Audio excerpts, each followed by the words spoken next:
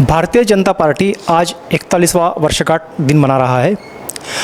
इसमें अर्श से फर्श तक का सफ़र जो बीजेपी के लिए एक बड़ी चुनौती रहा है और लाखों कार्यकर्ताओं के साथ में बीजेपी आज जिस रूप में खड़ी है उस को देखते हुए आज हमारे साथ में ख़ास बातचीत करने के लिए हमारे साथ है वरिष्ठ नेता अरविंद जी शाहपुरकर, जो संसद से लेकर सड़क तक अपनी राजनीतिक राजनीतिक पेट रखते हैं और अच्छी पकड़ रखते हैं। शाहपुरकर जी, क्या लगता है आपको बीजेपी का जो सफ़र है उसके बारे में आप क्या कहना चाहोगे? बीजेपी का सफ़र जो शुरू हुआ वो दो खासदार से शुरू हुआ। उसके पहले जनसंघ था, फिर जनता पार्टी बनी और फिर बीजेपी चालू हुआ।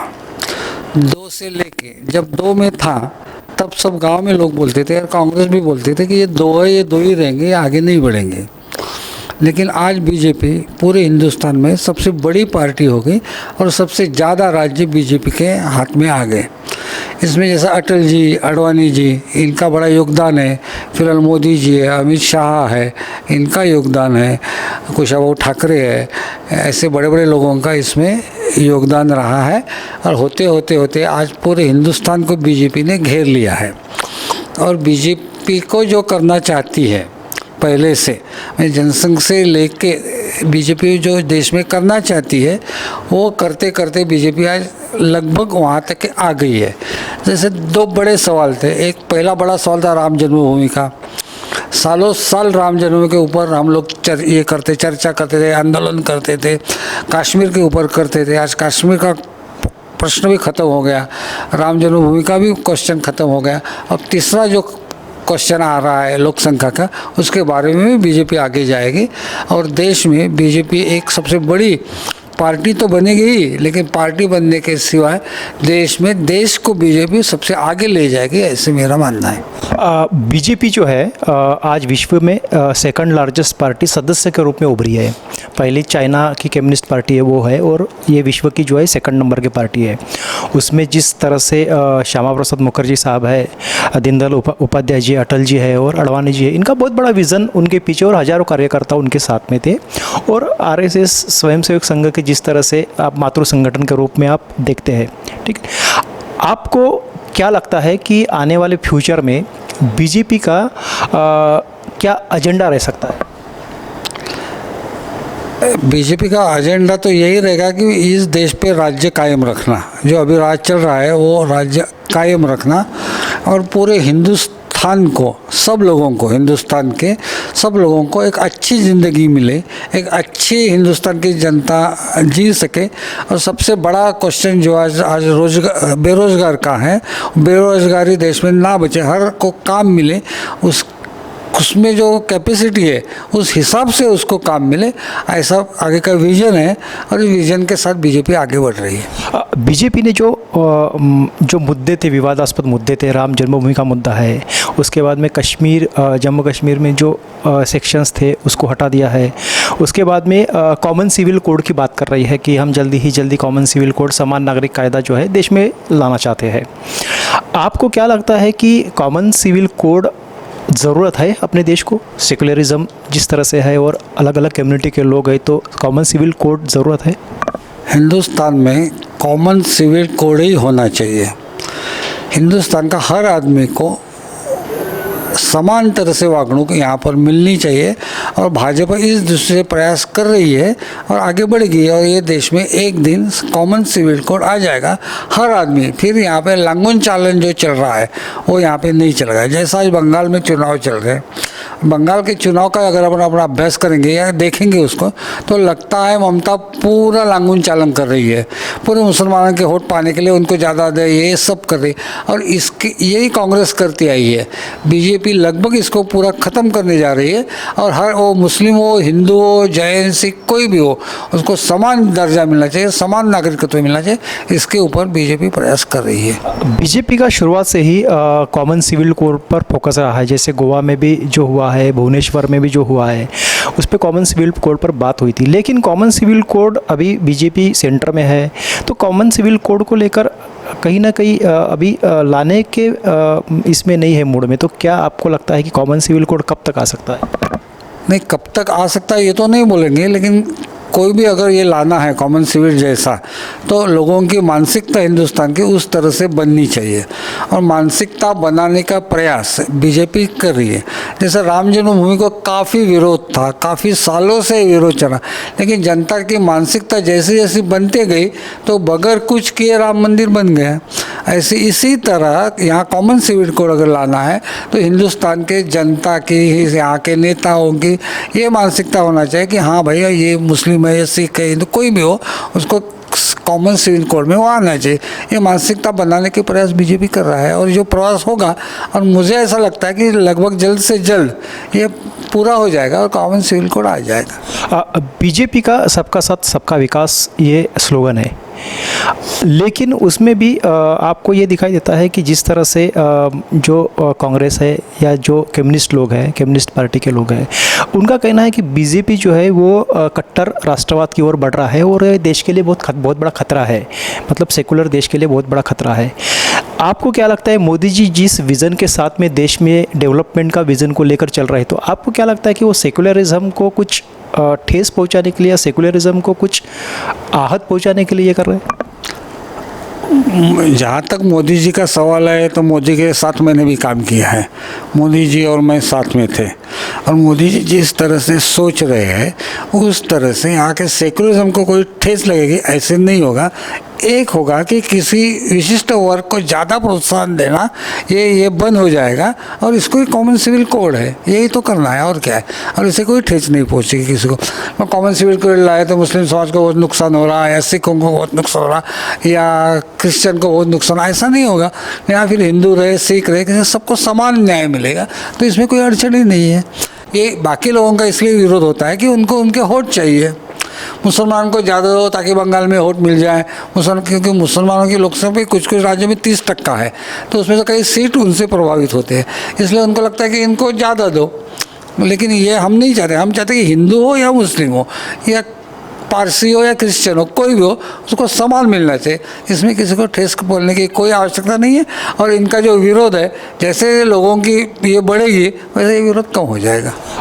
जैसे भी पश्चिम बंगाल में जो चुनाव हो रहे हैं, तो पश्चिम बंगाल में चुनाव को लेकर कहा जाता है कि काफ़ी मेहनत की है वहाँ के कार्यकर्ताओं ने और पार्टी वर्कर्स ने, और उसके साथ साथ में मातृ संगठन जो है आरएसएस के जो स्वयंसेवक वो काफ़ी सालों से वहाँ पे काम कर रहे थे अपने ग्राउंड लेवल पर।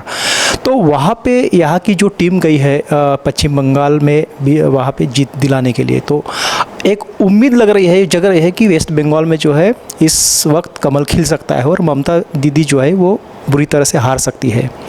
आपको क्या लगता है कि वाकई ममता दीदी का जो बंगाली रुतबा था वो कम होने वाला है और बीजेपी का कमल खिल सकता है? बंगाली का रुतबा कम होगा ऐसा तो नहीं बोलते। बंगाली कोई वही अकेले बंगाली थोड़े ना है, बीजेपी के बहुत नेता बंगाली है, वहाँ पे सब बंगाली है, और बाहर से आए तो लोग काम करने वहाँ गए, इसलिए बोलते बाहर से आए। बाहर से कहाँ से आए? और बंगाल के ही लोग हैं, यहाँ से उधर काम कर रहे हैं, उसमें क्या बड़ी बात है। और बंगाल ने 10 साल तक शासन किया है दीदी ने, तो वो शासन में जो लांगुन चालन किया है, मुसलमान को सबसे ज़्यादा देना, ये जो उसकी नीति रही है उसके ऊपर चुन के आना है, तो इसको इस बार ठेस पहुंची और हिंदू वहाँ का जागरूक हुआ है कि ये नहीं, ये गलत है, ये नहीं होना चाहिए, इसलिए वहाँ पे बीजेपी को काफ़ी सपोर्ट मिल रहा है। और जिस दिन बंगाल जीतेगी उस दिन पूरा याद रखना, ये पूरा हिंदुस्तान बीजेपी जीत लेगी, कोई उसमें सवाल नहीं।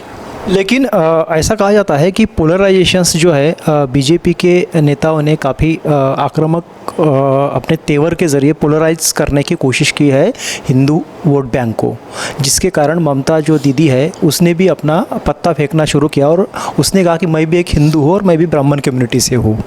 तो ये जो पोलराइजेशन है ममता दीदी ने लास्ट में खेला कार्ड। आपको क्या लगता है कि ये अभी तक उन्होंने कभी भी राजनीति में कार्ड नहीं खेला पोलराइजेशन का, लेकिन जैसे ही मोदी साहब ने या बहुत बीजेपी के जो वरिष्ठ नेता है उन्होंने जिस तरह से बात की कि हिंदू राष्ट्रवाद या नेशनलिज्म की बात की, उसी तर्ज पर ममता दीदी ने भी ये बात करना शुरू कर दी। आपको क्या लगता है कि ममता दीदी का ये प्यार जो है राष्ट्रवाद, हिंदू राष्ट्रवाद, ये ढकोसला है? ऐसा है कि राहुल गांधी ने भी ये कार्ड खेला। राहुल गांधी मैं बमीन हूँ करके शर्ट के ऊपर जनुआ पहन के गांव में घुमा। वही ममता कर रही, वो भी अपना देवी का स्तोत्र वगैरह सब डायस पे से कह रही। लेकिन ये आज और कल का करना और सालों का उनका इतिहास और अभी जो ये सब लोगों को मालूम है। ये कोई आज पता चला है क्या कि ममता क्या चीज़ है या राहुल गांधी क्या चीज़ है? ये तो सालों से खानदानी देखते आ रहे हैं। उनको पता चल गया कि इनकी ज़मीन हिल गई, हिंदू इकट्ठा हो रहे, इसलिए ये कार्ड खेलना उन्होंने चालू किया। लोगों को मालूम है कि नाटक कर रहे करके। राहुल गांधी जब ये करता था, ये कर रहा है, या प्रियंका जब नहाने गई थी उसमें, तो लोगों को भी मालूम है कि ये नाटक कर रही करके। इसमें क्या है, उसमें क्या, लोगों को समझता नहीं है। लोग क्या इतने पागल है? अब हिंदुस्तान 20 साल पहले, 30 साल पहले हिंदुस्तान की जनता की जो मानसिकता थी वो अब पूरी बदल गई है ना। अब तो पीढ़ी, तीसरी चौथी पीढ़ी आ गई, अब सब बदल गई। लोगों को सब समझता है कि अरे क्या राहुल गांधी बता रहा है जनेऊ पहन के, ये क्या नाटक करता है मालूम नहीं क्या, ये ममता क्या करती है मालूम नहीं क्या, हमको अभी मारे देवी का स्तोत्र बोल रही डायस पे से। ये तो समझते हैं लोग, इससे कोई फर्क नहीं पड़ने वाला। हिंदुओं को मालूम है कि कौन अपने साथ है। राम जन्मभूमि में किसने मंदिर बनाया, ये सब पहचान है। राम जन्मभूमि के नाम से जो ममता भड़कती है, लोगों को डंडे मारती है, उसको लोग या उसको हिंदू वोट देंगे, ये तो हो ही नहीं सकता। इसमें कोई मतलब नहीं है। अब कमल खिलेगा, 100% वहाँ कमल खिलेगा और उसके बाद केरल का नंबर आएगा और पूरा हिंदुस्तान बीजेपी हो जाएगा। अच्छा, केरल में जो राजनीति है वो काफ़ी सालों से कम्युनिस्टों के हाथ में रही है। कम्युनिस्ट वहाँ पे मतलब एक तरह से वो मोनोपोली रही है कम्युनिस्टों की केरल में। इस वक्त जो मेट्रो मैन है उनको प्रमोट किया गया है केरल में। आपको क्या लगता है, मेट्रो मैन जो है श्रीधरन साहब, उनको प्रमोट करने से बीजेपी को फ़ायदा होगा केरल में? केरल में भी बंगाल से ज़्यादा हिंदुत्व की लाट है और उसका फ़ायदा केरल में पक्का होगा, इतना मैं बोल सकता हूँ। और एक बार केरल आ गया, बंगाल आ गया, तो पूरा हिंदुस्तान जिस तरह से बीजेपी चाहती है, सबको साथ सबका विकास, इसमें बीजेपी आगे बढ़ेगी। केरल में एक बात कही जाती है कि वहाँ पे केरल में जो है वो कम्युनिस्टों ने काफ़ी बीजेपी कार्यकर्ताओं पर काफ़ी अटैक्स किए थे और जिसके कारण जो है वो बीजेपी के जो लोग थे काफ़ी सदमे में है और बहुत काफ़ी ग्राउंड लेवल पर उन्होंने काम किया बीजेपी को जीत दिलवाने को लेकर। तो वहाँ पे आपको लगता है कि बीजेपी का जो रुतबा है वो इस चुनाव में बढ़ सकता है? 100% इस चुनाव में बढ़ सकता है। केरल की राजनीति ये खूनी राजनीति है। केरल में संघ के कार्यकर्ताओं के और बीजेपी के कार्यकर्ताओं के बहुत जाके मर्डर्स हुए, अभी तक के वहाँ पे मर्डर चल रहा है। तो कम्युनिस्ट लोगों का जो काम करने का रूप पद्धत है वो यही पद्धत है, यही बंगाल में रहा। एक ज़माना ऐसा था बंगाल में कि बीजेपी, कमल या जनसंघ नाम तक लोग नहीं लेते थे, मर्डर होते थे वहाँ पे। वो बंगाल आज बीजेपी के हाथ में आ रहा है, इस बार केरल भी हाथ में आ जाएगा। लोगों की मानसिकता बदल चुकी है, पीढ़ियाँ बदल चुकी है, लेकिन कम्युनिस्टों को, कांग्रेस को वही लगता है कि पुराना नेहरू के ज़माने में था वही अभी चल रहा, या उनके ज़माने था वही, वो नहीं चल रहा। पीढ़ियाँ बदल गई, लोग बदल गए, पूरा हिंदुस्तान अभी बदलेगा और एक होगा। लेकिन मोदी जी ने जिस तरह से अपना विज़न रखा है, डेवलपमेंट का विज़न रखा है और जिस तरह से सोच उनकी है, उनका कहना है कि मैं जिस इंडिया की या जिस देश की, भारत देश की बात कर रहा हूँ वो इंडिपेंडेंट हो, मतलब किसी पे किसी पर भी डिपेंड ना हो, आत्मनिर्भर भारत की वो बात कर रहे हैं। तो आपको ऐसा लग रहा है कि ये मोदी जी का सपना जो है आत्मनिर्भर भारत, ये 2030 तक पूरा हो सकता है? ये 30 तक नहीं है, आप थोड़ा ज़्यादा आगे गए, ये 2025 तक पूरा होगा। क्यों कि 25 ये राष्ट्रीय स्वयंसेवक संघ की शताब्दी है और जब शताब्दी आएगी तो ये सपना पूरा होगा। भारत पूरा खुद के ऊपर डिपेंड होगा और हिंदुस्तान उसके हिसाब से चलेगा। मेरा आखिरी सवाल है, महाराष्ट्र में जिस तरह से राजनीति चल रही है, महाराष्ट्र की राजनीति लगातार अस्थिरता की ओर बढ़ रही है और लगातार महाविकास आघाड़ी के जो कैबिनेट मिनिस्टर्स है उनका त्यागपत्र दिया जा रहा है और जिस तरह से महाराष्ट्र की सरकार जो है वो बदनाम हो रही है पूरे देश में, आपको लगता है कि फिर से बीजेपी किसी अलायंस के साथ में फिर से सत्ता में आ सकती है? अलायंस से आ सकती नहीं आ सकती है, आज तो कहना मुश्किल है, लेकिन राष्ट्रपति राजवट लगेगी। महाराष्ट्र में एक 15 दिन महीने के अंदर राष्ट्रपति राजवट लगना है, फिर से चुनाव में जाना है, और फिर हमारे अध्यक्ष ने आज ही कहा कि पूरा सत्ता हम हमारे दम पे लेंगे, ये होगा अभी। लेकिन उसका जो डाउनफॉल है ये सरकार का, वो चालू हो गया है। ये महीना मार्च या अप्रैल महीने तक के ये तो ख़त्म हो जाएगा। ये थे हमारे साथ वरिष्ठ नेता अरविंद शाहपुरकर जी, जिन्होंने अपनी बेबाक राय रखी है कि इस वक्त पश्चिम बंगाल और केरल में बीजेपी की सत्ता आना तय है और बीजेपी को सत्ता में आने से कोई रोक नहीं सकता। कैमरामैन रुपेश के साथ सुजीत ठमके, विदर्भ टीवी, नागपुर।